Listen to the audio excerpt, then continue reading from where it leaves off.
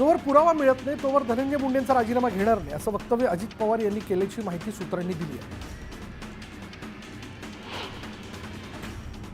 आज धनंजय मुंडे यांनी अजित पवारांची भेट घेतली। दोघांमध्ये तासभर चर्चा झाली। दरम्यान माझ्या राजीनाम्याची मागणी ही फक्त मीडिया ट्रायल आहे, बीड प्रकरणावर जास्त बोलणार नाही अशी प्रतिक्रिया धनंजय मुंडे यांनी दिली। अजित पवार यांनी मुंडेंच्या भेटीनंतर सागरवर जाऊन मुख्यमंत्री फडणवीसांची भेट घेतली। यावेळी दोघांमध्ये अर्धा तास बैठक झाली। धनंजय मुंडेंच्या राजीनाम्यावर अजित पवार आणि फडणवीसांमध्ये चर्चा झाली। मंत्री पंकजा मुंडे यांनी गृहमंत्री अमित शाह यांची दिल्लीत भेट घेतली। मंत्री झाल्यानंतर पंकजा मुंडेंनी शहांची सदिच्छा भेट घेतली। नुकतीच बजरंग सोनवणेंनीही शहांची भेट घेत बीड प्रकरणी चर्चा केली होती आणि त्यानंतर आज पंकजा मुंडेंनी ही भेट घेतली। सुरेश धस यांनी बीड प्रकरणात पुन्हा एकदा धनंजय मुंडेंवर निशाणा साधला। जोपर्यंत संतोष देशमुख प्रकरणाचा निकाल लागत नाही तोपर्यंत धनंजय मुंडेंनी पदावर राहू नये अशी त्यांनी राजीनामा द्यावा अशी पुनर्मागणी धस यांनी केली। धनंजय मुंडेंचा राजीनामा का मागताय? चौकशीत मुंडेंविरोधात काही समोर आलंय का असे प्रश्न विचारत छगन भुजबळांनी धनंजय मुंडेंची पाठराखण केली। धनंजय मुंडेंवरील आरोप आधी सिद्ध करा मग राजीनामा मागा असं भुजबळ म्हणाले। कुणाचा तरी राजीनामा घेऊन मला मंत्रिपद नको, मंत्रिपद काही सहज मिळत नाही, कोणावरही अन्याय होता कामा नये अशी प्रतिक्रिया छगन भुजबळांनी दिली। बीड प्रकरणात दोषींवर कारवाई होणारच, जो दोषी असेल त्याला फाशीच द्या अशी मागणी छगन भुजबळांनी केली। जरांगे पाटलांनी पुन्हा बीडमधील हत्या प्रकरणी धनंजय मुंडेंवर हल्लाबोल केला। मुंडेंची बीडमध्ये दादागिरी सुरू आहे असा आरोप जरांगेंनी केलाय, तर मुंडेंची दडपशाही किती काळ सहन करायची असा सवालही त्यांनी विचारला। धनंजय मुंडेंनी राजीनामा द्यावा, कराडला 302 मध्ये आरोपी करावा अशी मागणी जितेंद्र आव्हाड यांनी केली आहे। सगळ्यांचे बॉस धनंजय मुंडेच आहेत। धनंजय मुंडेंनी मंत्रिपदाचा राजीनामा दिला पाहिजे। सरकार धनंजय मुंडेंना पाठीशी का घालतंय असा सवाल छत्रपती संभाजीराजेंनी विचारला। संतोष देशमुख हत्या प्रकरणात 3 आरोपींना 18 तारखेपर्यंत पोलीस कोठडी देण्यात आली आहे, तर खंडणीच्या गुन्ह्यात विष्णू साठेची 10 तारखेपर्यंत पोलीस कोठडीत रवानगी करण्यात आली आहे। सरपंच संतोष देशमुख हत्या प्रकरणात स्थापन केलेल्या एसआयटी मधील एका अधिकाऱ्यासह 2 कर्मचारी एसआयटी मध्ये तपासाचं काम करणार नाहीत अशी माहिती सूत्रांनी दिली। आव्हाड आणि धस यांच्या आक्षेपानंतर वादग्रस्त अधिकाऱ्यांचा एसआयटी मधून पत्ता कट झाल्याचं बोललं जातं। वाशीमध्ये वंजारी आणि ओबीसी समाजाकडून जिल्हाधिकारी कार्यालयावर मोर्चा काढण्यात आला। मनोज जरांगे पाटलांनी धनंजय मुंडेंविरोधात केलेल्या वक्तव्याच्या निषेधार्थ हा मोर्चा काढण्यात आला। शिवाजीनगर पोलीस ठाण्यामध्ये मुंडे समर्थकांनी ठिय्या आंदोलन सुरू केले। जरांगे पाटलांनी धनंजय मुंडेंविरोधात केलेल्या आक्षेपार्ह विधानानंतर त्यांच्यावर गुन्हा दाखल करण्याची मागणी करण्यात येते। सोलापूरमध्ये मनोज जरांगेंच्या वक्तव्याविरोधात ओबीसी समाज आक्रमक झाला। जिल्हाधिकाऱ्यांना निवेदन देत कारवाई करण्याची मागणी ओबीसी समाजाच्या वतीने करण्यात आली। संतोष देशमुख हत्या प्रकरणात काही पोलिसांचा समावेश असल्याचं दिसून आलं, मात्र अशी स्पष्टोक्ती मंत्री संजय शिरसाट यांनी दिली। दरम्यान या प्रकरणाला मुख्यमंत्र्यांनी अत्यंत गांभीर्याने घेतलं असून दोषींना फाशीची शिक्षा होईल यासाठी सरकारने पावलं उचलली आहेत असंही शिरसाट म्हणाले। सर्वपक्षीय नेत्यांनी राज्यपालांची भेट घेतली। राज्यपालांनी बीड प्रकरणात लक्ष घालणार असं आश्वासन दिलं असं संभाजीराजेंनी सांगितलं। एसआयटीमध्ये चांगले अधिकारी नेमा अशी मागणी संभाजीराजेंनी केली। धाराशिव तालुक्यातील गोरमाळा तांडा इथे गोळीबार झाला। अंतर्गत वादातून हा गोळीबार झाला असून पारधी समाजातील तरुणांनी गोळीबार केल्याची माहिती समोर आली आहे। आरोपी फरार असून गावकऱ्यांनी आरोपीची गाडी पकडून ठेवली। अकोल्यातल्या पिंजरमधील एका बारमध्ये दारुड्याने दारू उधार न दिल्याने प्रताप केला। बारच्या काउंटरवर पेट्रोल टाकून ते जाळत मालकाच्या अंगावर पेट्रोल टाकूनही जाळण्याचा प्रयत्न केला। बार मालकाच्या तक्रारीनंतर पोलिसांनी दारुड्याला अटक केली। सुजय विखेंची राधाकृष्ण विखे पाटलांनी पाठराखण केली। शिर्डीत मोफत अन्नछत्रामुळे भिकाऱ्यांची संख्या वाढली, त्यामुळे स्थानिक पातळीवर गुन्हेगारी वाढली आहे, ज्याचा त्रास साई भक्तांनाच होतोय। सुजयने विरोधात कोणतीही भूमिका घेतली नाही असं उत्तर राधाकृष्ण विखे पाटील यांनी दिलं। सोलापूरच्या बार्शी तालुक्यातील उक्कडगाव परिसरात वाघ बिबट्याबरोबरच माकडांनी उच्छाद मांडला। घरातील अन्नधान्याची या माकडांनी नासधूस केली। दरम्यान वन विभागाने या माकडांचा सोक्षमोक्ष लावावा अशी मागणी ग्रामस्थांनी केली। वसईच्या बंगली बाभोळा रोडवरील क्लासिक हाईट्स सोसायटीत गेल्या 7 ते 8 दिवसांपासून माकडांनी उच्छाद मांडला, घरात घुसणं, हल्ला करणं अशा तक्रारी तिथल्या रहिवाशांनी केल्या. दरम्यान या माकडांचा बंदोबस्त करावा अशी मागणी इथल्या रहिवाशांनी केली. उपमुख्यमंत्री एकनाथ शिंदे यांना धमकी देणाऱ्या तरुणाला अखेर बेड्या ठोकण्यात आल्यात. मुलुंडच्या जंगलातून पोलिसांनी आरोपीच्या मुसक्या आवळल्या. इंस्टाग्राम लाईव्हवरून या तरुणाने शिंदेंना जीवे मारण्याची धमकी दिली होती. छत्तीसगडच्या बिजापूरमध्ये माओवाद्यांनी आयईडी स्फोट घडवला आणि या स्फोटात 9 जवान शहीद झाले. जवानांचं वाहन उडवल्यानं शहीदांचा आकडा वाढण्याची शक्यता आणि या हल्ल्यात अनेक जवान जखमी झाले. छत्तीसगडच्या बिजापूरमध्ये माओवाद्यांनी मोठा हल्ला केला. हा आयईडी स्फोट इतका भीषण होता की जवानांच्या वाहनाचा पुढचा भाग 22 फूट उंचावर झाडावर अडकलेला दिसला. गुंतवणूक करा, व्याजासह मोठ्या रकमेचा फायदा मिळवा असं आमिष दाखवून एका कंपनीने तब्बल 3 लाख लोकांना 500 कोटींचा चुना लावला. टोरेस लिमिटेड कंपनीच्या माध्यमातून हा गंडा घातल्याचं समोर आलंय. पोलिसांकडून पंचनामा सुरू आहे. पायंदरच्या रामदेव पार्क भागातही ब्रांच असलेल्या टोरेस कंपनीने आर्टिफिशियल डायमंड विक्री करणाऱ्या शोरूममधून पैसे वाढवून देण्याचा आमिष दाखवून फसवणूक केली. शोरूम बंद झाल्यानं ही गोष्ट नागरिकांच्या लक्षात आली. दादरमधील टोरेस ज्वेलर्सच्या ब्रांचमध्येही पैसे वाढवून देण्याचा आमिष दाखवून कंपनीने अनेक लोकांना लाखोंचा गंडा घातला. दरम्यान फसवणूक झाल्याचं लक्षात आल्यानं टोरेस ज्वेलर्स बाहेर नागरिकांनी गर्दी केली आहे. पैसे परत मिळावे यासाठी नागरिकांची धडपड सुरू आहे. भारतात HMPV व्हायरसचे 3 रुग्ण आढळलेत. बंगळुरूत दोघांना, गुजरातमध्ये एकाला HMPVची लागण झाली. सरकारच्या आरोग्य विभागानं तिघांचे नमुने तपासणीसाठी पाठवले. आरोग्यमंत्री प्रकाश आंबेडकर गुरुवारी आरोग्य विभागाची महत्त्वाची बैठक घेणार आहेत. बैठकीत HMPV विषाणूबाबत आणि त्याच्या तीव्रतेबाबत चर्चा केली जाईल. चीनमध्ये कोरोना सदृश ह्युमन मेटॅन्युमो व्हायरसने उच्छाद मांडला आणि त्या पार्श्वभूमीवर राज्याचा आरोग्य विभागही अलर्ट झाला. घाबरू नका, पण सावध राहा अशा सूचना आरोग्य विभागाने राज्यातील नागरिकांना केल्या असून सर्दी खोकल्याच्या रुग्णांचं नियमित सर्वेक्षण करण्याचे निर्देशही देण्यात आले. दिवा प्रभाग समितीच्या सहाय्यक आयुक्तांना फेरीवाल्यांनी मारहाण केल्यानंतर ठाणे पालिका ॲक्शन मोडवर आली आहे. ठाणे महापालिकेने मार्केट परिसरातील फेरीवाल्यांवर कारवाई केली. मुंबईच्या बोरिवली पोलिसांनी 8,70,000 रुपयांचं 87 ग्रॅम हेरोईन जप्त केलं. नालासोपाऱ्यात राहणाऱ्या परवेज अन्सारीला पोलिसांनी अटक केली आणि यात आणखी किती लोकांचा समावेश आहे याचाही पोलिसांकडून शोध सुरू आहे.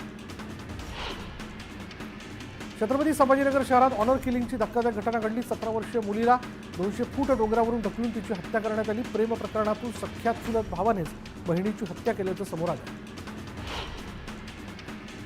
वसई पश्चिमेकडील रॉयल शॉपिंग सेंटरमध्ये एका कार्यालयात चोरी झाली. ऑफिसचं लोखंडी गेट तोडून चोराने DSLR कॅमेरा, डिजिटल माईक आणि 22,000 रुपयांसह इतर मौल्यवान वस्तू चोरल्यात. चोरीची घटना CCTV कॅमेऱ्यात कैद झाली. बदलापूरमध्ये विविध कामगार संघटनांनी पालिका मुख्यालयावर जनआक्रोश मोर्चा काढला. शहरातील अनधिकृत आठवडी बाजार बंद करण्याची मागणी आंदोलकांनी केली. पुण्यातील परांजपे टाउनशिपमध्ये राहणाऱ्या रहिवाशांनी परांजपे बिल्डर विरोधात मुका आंदोलन केलं. परांजपे बिल्डरकडून पाणी पुरवठा आणि वीज पुरवठा खंडित करण्यात आल्याचा आरोप रहिवाशांनी केला. एव्हियन फ्लूमुळे नागरिकांच्या गोरेवाडातील 3 वाघांचा मृत्यू झाला. त्यानंतर केंद्र सरकारच्या मार्गदर्शक सूचनानंतर प्राणी संग्रहालय बंद राहण्याची शक्यता आहे. श्री गुरु गोविंद सिंग प्रकाश पर्वानिमित्त नागपुरात शोभायात्रेचं आयोजन करण्यात आलं. या शोभायात्रेत माजी गृहमंत्री अनिल देशमुख यांनी सहभाग नोंदवला. शोभायात्रेदरम्यान आरती करत जागोजागी नागरिकांचं स्वागत करण्यात आलं. मुंबईतील आरे कॉलनीमध्ये पिकनिक पॉईंटजवळ काल रात्री भीषण अपघात झाला. ट्रकच्या धडकेत 2 बाईक चालकांचा मृत्यू झाला. तरुण बेजबाबदारपणे बाईक चालवत असल्याचा व्हिडिओ समोर आला आणि या अपघातानंतर ट्रक चालकाला पोलिसांनी ताब्यात घेतलं. लोणावळ्यात अवजड वाहतुकीला बंदी असतानाही वाहनांचा सर्रास प्रवेश सुरू आहे आणि त्यामुळे जुन्या मुंबई पुणे महामार्गावर वाहतूक कोंडी होते. याच रस्त्यावर एक खासगी क्रेन बंद पडल्यानं चालकांना वाहतूक कोंडीचा सामना करावा लागला. म्हाडाच्या कोकण मंडळाच्या 2,264 घरांच्या सोडतीला 2 वेळा मुदतवाढ दिल्यानंतरही सोडतीला अद्याप म्हणावा तसा प्रतिसाद मिळालेला नाही. मात्र आता अर्ज भरण्यासाठी काही तासांचाच वेळ शिल्लक राहिला. म्हाडाच्या नाशिक मंडळाला 20% योजनेअंतर्गत खासगी विकासकाकडून घरं मिळत नसल्यानं म्हाडाने कठोर पावलं उचलण्यास सुरुवात केली. परिणामी नाशिक मंडळाला सध्या 20% योजनेतील 555 घरं मिळाली असून आता त्यांच्या सोडतीची तयारी मंडळाने सुरू केली आणि त्यानुसार आठवड्यात सोडतीची जाहिरात प्रसिद्ध केली जाणार आहे. माझे पसंतीचे सिडको घर योजनेअंतर्गत सिडकोने 26,000 घरं विक्रीसाठी उपलब्ध करून दिली आहेत। या घरांसाठी 11 ऑक्टोबरपासून ऑनलाईन नोंदणी सुरू करण्यात आली। विशेष म्हणजे अर्ज नोंदणीसाठी 3 वेळा मुदतवाढ देण्यात आली। मात्र घरांच्या किमती गुलदस्त्यातच ठेवल्यानं सर्वसामान्य ग्राहक अद्याप वेट अँड वॉचच्या भूमिकेत आहेत। गिरणी कामगारांना मुंबईतच मोफत घरं द्या अशी मागणी विविध कामगार संघटनांनी केली। मुंबई सोडून ठाणे, रायगड या परजिल्ह्यात गिरणी कामगारांना घरं न परवडणारी आहेत, त्यामुळे ती घरं नकोच असं कामगार संघटनांचं म्हणणं आहे। मराठवाड्यावर अन्याय करण्याची शासनाची भूमिका नाही। मंगळवारी पश्चिम महाराष्ट्राची आढावा बैठक होणार असून त्यात निकष निघेल असं स्पष्ट मत जलसंपदा मंत्री राधाकृष्ण विखे पाटील यांनी व्यक्त केलं। पश्चिम महाराष्ट्रातील ऊस गाळप हंगाम यंदाच्या वर्षी उशिरा सुरू झाला। त्यात ऊसतोड मजूरही काही कारखान्यांवर कमी प्रमाणात आले, त्यामुळे जास्त ऊसाचं क्षेत्र असणाऱ्या शेतकऱ्यांना हार्वेस्टरशिवाय पर्याय उरलेला नाही। शेतकऱ्यांची तूर बाजारात येण्यापूर्वीच तुरीच्या दरात 4,000ची घसरण झाली। दरम्यान महायुती सरकारला शेतकऱ्यांशी काही घेणं देणं नाही असा हल्लाबोल यशोमती ठाकूर यांनी केला। सांगलीच्या भाजी मार्केटमध्ये काकडी, गवार, वाटाणा, कांदापात यांची आवक घटल्यानं दरात वाढ झाली, तर दुसरीकडे भाजीपाल्यांचे दर मात्र कमी झाल्यानं नागरिकांना दिलासा मिळाला। तुरीच्या दरात मोठी घसरण झाली आहे। वाशिमच्या बाजारात तुरीला केवळ 7,000 रुपये दर मिळतोय। मागील वर्षीच्या तुलनेत तुरीच्या दरात 4 ते 5,000ची घसरण झाल्यानं शेतकरी संकटात सापडले। पैनगंगा नदीवरील 10 बॅरेजेसमधील पाणीपातळी घटल्यानं त्याचा थेट परिणाम रब्बी आणि आगामी उन्हाळी पिकांवर होणार आहे, त्यामुळे शेतकऱ्यांची चिंता वाढली। जळगाव जिल्हा परिषद आरोग्य विभाग बोगस औषध खरेदी प्रकरणात औषध पुरवणाऱ्या कंपनींना जिल्हा परिषदेने कारणे दाखवा नोटीस बजावली। समाधानकारक उत्तर न मिळाल्यास योग्य ती कारवाई केली जाईल अशी माहिती जी आहे ती जिल्हा परिषदेच्या मुख्य कार्यकारी अधिकाऱ्यांनी दिली।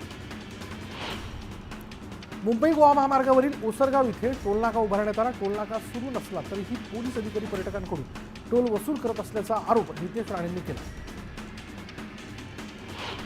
अहिल्यानगरमध्ये मंत्री राधाकृष्ण विखे पाटलांनी कुकडी कालवा आणि घोड नदीच्या पाण्यासंदर्भात बैठक घेतली। राज्यातील पाण्याची परिस्थिती चांगली असून मुळा आणि घोड धरणातून वेळेवर आवर्तन सोडलं जाईल अशी माहिती विखे पाटलांनी यावेळी दिली। पालघरमध्ये प्रसूती झालेल्या महिलेला आपल्या बाळावर उपचार करण्यासाठी पालघर ते जव्हार असा 80 किलोमीटरचा प्रवास करावा लागला। त्यामध्ये पालघरमधील आरोग्य व्यवस्थेचा ढिसाळ कारभार समोर आला। हिंगोली शहरातील प्रमुख चौकांमध्ये ट्रॅफिक सिग्नल सुरूच नाही। जवळपास 24 वर्षांपूर्वी शहरातील प्रमुख चौकात सिग्नल बसवण्यात आले, मात्र काही दिवसांनी ते बंद पडले। चौकात वाहतुकीचा खोळंबा होत असूनही सिग्नल मात्र धूळ खात असल्यानं नागरिकांनी सिग्नल दुरुस्त करण्याची मागणी केली। चिपळूणच्या एसटी आगाराच्या इमारतीची अत्यंत दुरावस्था झाली। इमारतीच्या पहिल्या माळ्यावर गवत उगवलं असून प्रशासनाचं दुर्लक्ष होत असल्याचा आरोप करण्यात येतो। जळगाव जिल्ह्यातील 10 पत्रकारांना दर्पणकार पुरस्काराने गौरवण्यात आलं, तसंच पत्रकारांना हेल्मेटचंही वितरण करण्यात आलं। या सोहळ्याला लोकमतचे संपादक संजय आवटे आणि मंत्री गुलाबराव पाटील यांनी विशेष उपस्थिती दर्शवली। सोलापूरमध्ये विमानसेवा सुरू होण्यासाठी 2 महिन्यांचा कालावधी लागणार असल्याची माहिती आमदार देवेंद्र कोठेंनी दिली।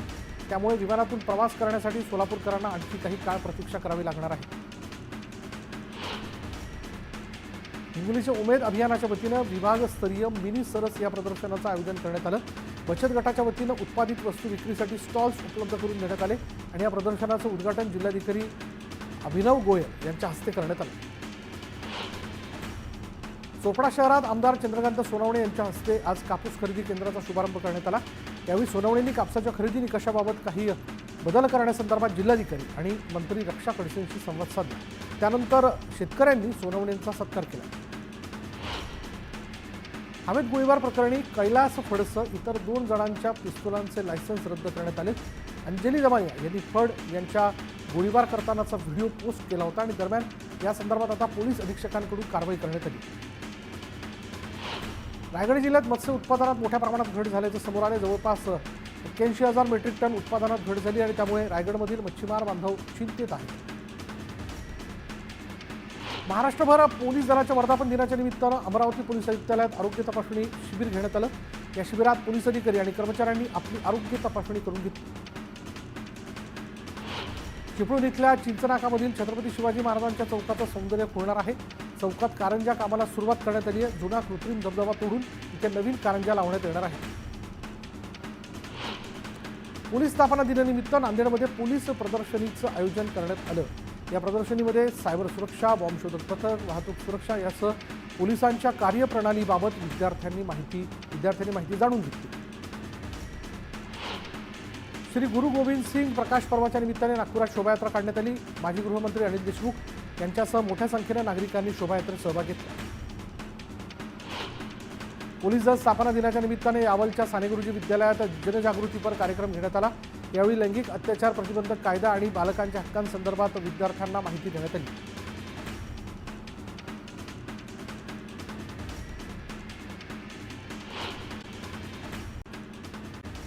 यावलच्या साखळीमध्ये ग्रामपंचायत कार्यालयात पत्रकार दिन साजरा करण्यात आला। या निमित्तानं पत्रकारांच्या सन्मान सोहळ्यासह रक्तदान शिबिर घेण्यात आलं।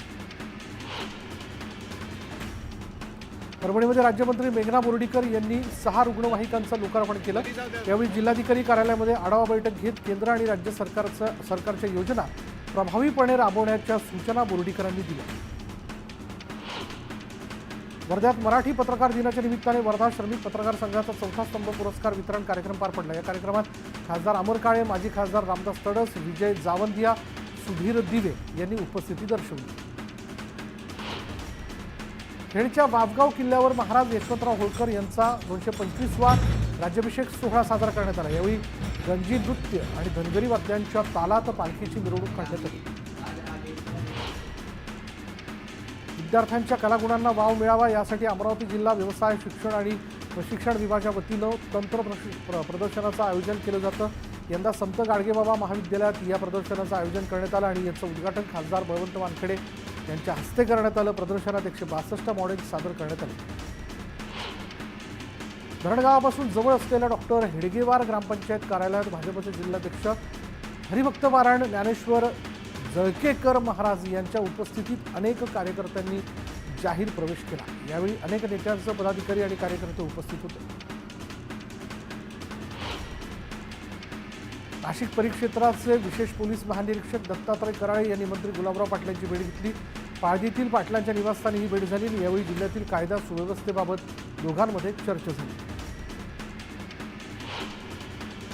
हिंगोलीच्या औंढा नागनाथमध्ये ओबीसी समाजाच्या वतीनं तहसीलदारांना निवेदन देण्यात आलं। धनंजय मुंडेंच्या संदर्भात केलेल्या वक्तव्याप्रकरणी मनोज जरांगे पाटलांवर कारवाई करण्याची मागणी निवेदनातून करण्यात आली। काही काम न करता प्रत्येक महिन्याला 1500 रुपये नेता, मग आगीसमोर रोज 3 तास काम करणाऱ्या स्वयंपाक करणाऱ्यांना 4000 रुपये मानधन का देत नाही, असा सवाल शालेय पोषण आहार स्वयंपाकी संघातील महिलांनी केला। मानधन न दिल्यानं त्यांनी सिंधुदुर्गातील जिल्हा परिषदेसमोर आंदोलन केलं।